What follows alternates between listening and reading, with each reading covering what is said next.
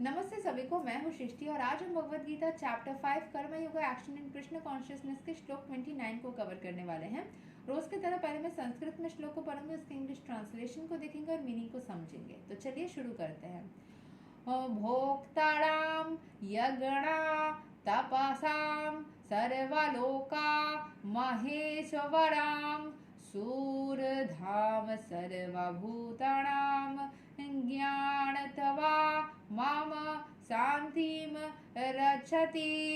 A person in full Krishna consciousness, और भगवान बोल रहे हैं, a person in full consciousness of me, knowing me to the ultimate beneficiary of all sacrifices and austerities, the supreme lord of all planets and demigods, and the benefactor and well-wisher of all living entities, attains peace from the pangs of material miseries।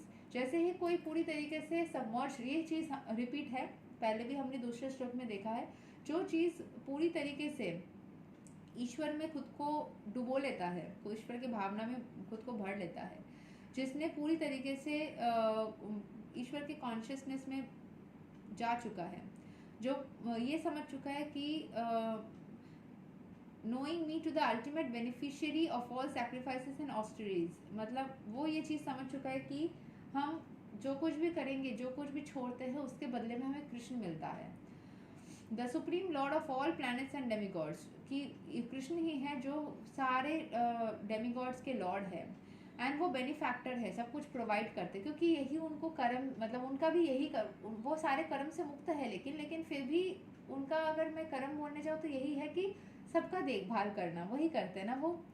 तो सबके well-wisher है, सबके देखभाल करते हैं, सबको, जब भी हम ये चीज़ समझ लेते हैं तो हमें पीस मिल जाता है। ठीक है, यहाँ के एक्सप्लेनेशन को समझ लेते हैं। The conditioned souls within the clutches of the illusionary energy and all anxious to attain peace in the material world, but they do not know the formula of peace, which is explained in the part of the Bhagavad Gita.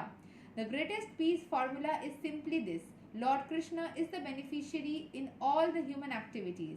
Men should offer everything to the transcendental service of the Lord, because he is the proprietor of all the planets and the demigods thereon. No one is greater than he. He is greater than the greatest of the demigods, Lord Shiva and Lord Brahma. In the Vedas, the supreme lord is described as tam ishwaranam paramam maheshwaram. Under the spell of illusion, living entities are trying to be lords of all they survey, but actually they are dominated by the material energy of the lord. मतलब कृष्ण को ही सर्वोत्तम बोला जा रहा है, ये अपनी अपनी मान्यता है। आप सर्वोत्तम माने या फिर उनको आप प्रेम से बस प्यार करें, ऐसे कोई कंपटीशन नहीं है कि ये सबसे बड़े हैं, ये सबसे छोटे हैं। आप उनसे प्रेम करें, ईश्वर को अपने अंदर महसूस करें, वो ज़्यादा ज़रूरी है।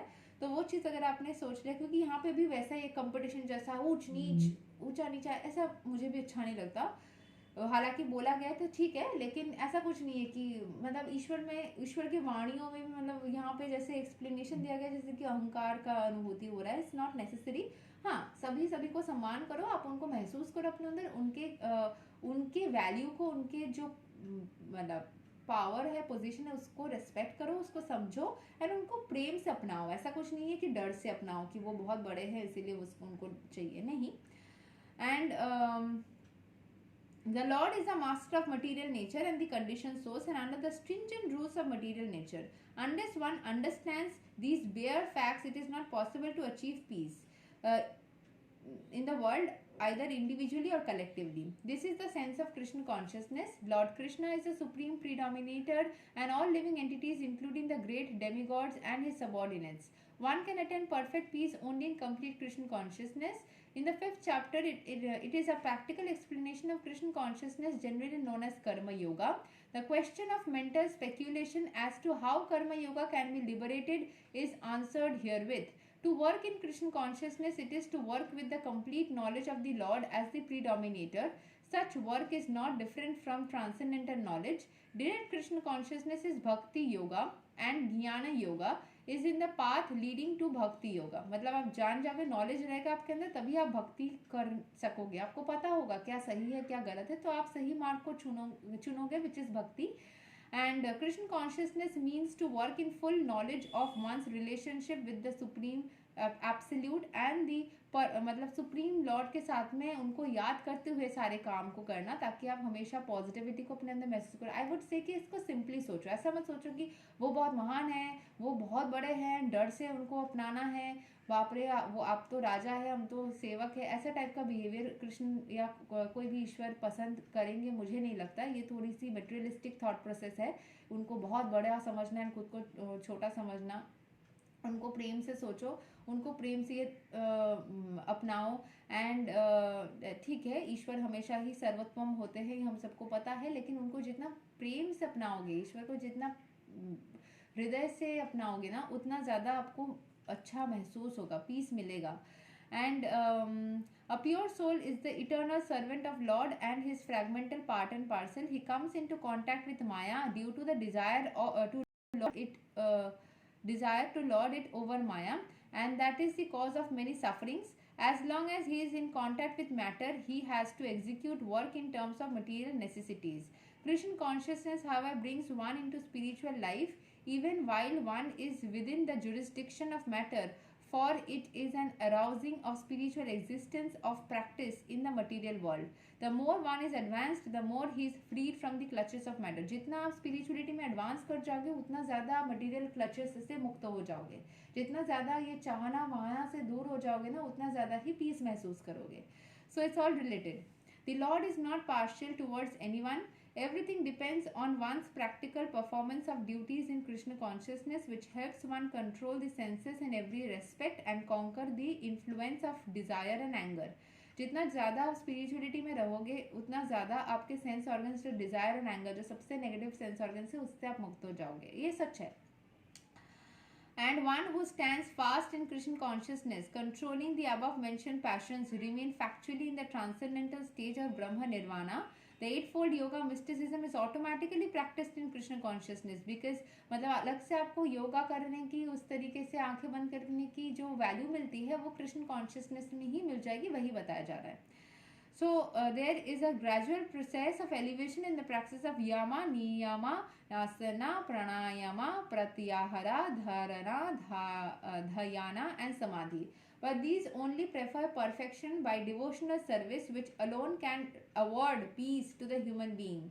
सिर्फ डिवोशनल सर्विस करने से भी जो फल मिलेगा, ये सब इतना सब कुछ करने से भी वही फल मिलेगा, वही बताया जा रहा है। It is the highest perfection of life. So यही तक था श्लोक number 29. Thus end the Bhakti Vedanta purports to the 5th chapter of the Srimad Bhagavad Gita in the matter of कर्म योगा और एक्शन इन कृष्ण कॉन्शियसनेस। ठीक है, मतलब Krishna consciousness को रखते हुए सारे कर्म को करना, ये याद रखते हुए कोई ना करना। देखिए, क्योंकि मैं बचपन से जन्म से ही शैव हूँ, ये मैंने बहुत बार बताया है, तो शिव को छोटा करके बात करना एंड विष्णु को ऊपर करके बात करना मुझे हजम नहीं होता, मुझे बहुत बुरा लगता है। क्योंकि महादेव की भक्ति में मुझे जो पीस महसूस हुई है बचपन से, आई वुड कंसिडर कि महादेव मेरे गुरु हैं एंड उन्होंने मुझे कृष्ण के पास में भक्ति के लिए, उनके मिरेकल्स को महसूस करने के लिए वो खुद ही उनके पास मुझे लेके गए। ये मेरी मान्यता है, क्योंकि एक खोट शिव भक्त, वो विष्णु में इतना इंटरेस्ट लेना, एंड गीता हमारा होली बुक है, तो मुझे गीता में इंटरेस्ट था ही, मुझे जानना था क्या है इसके अंदर। तो लेकिन कृष्ण से प्रेम भी हुआ, उनको पसंद भी मैंने किया। मैं हमेशा बोलती हूँ कृष्ण बहुत ही अच्छे हैं, लेकिन ये जो मैंने ये चीज़ मेरे अंदर कॉन्फिडेंस तब आई जब मैंने कोई वैष्णव को भी ये बोलते हुए सुना कि एक को ऊंचा कर दिया, एक को नीचे कर दिया, ये ज़रूरी नहीं है। दोनों को, अगर आप शिव पुराण भी पढ़ोगे, वहाँ पे शिव के भी बहुत सारे चीज़ें बताया जाता है, जहाँ पे शिव को महान एंड विष्णु को एक नीच, ऐसे एक्सप्लेनेशन है। सो कोई भी ऊंचा कोई भी नीच मत करे, तो इंसान की लिखावटें हैं जो एक्सप्लेनेशन को आगे पीछे करते हैं। लेकिन सभी एनर्जीज एक ही एनर्जी है, भगवान एक ही एनर्जीज है। हर किसी फॉर्म में आप उनको रेस्पेक्ट कर सकते हैं, जिस फॉर्म में आप करना चाहे। अपने मन में द्वंद्व को या फिर ऊंच नीच की भावनाओं को मत रहने दीजिए।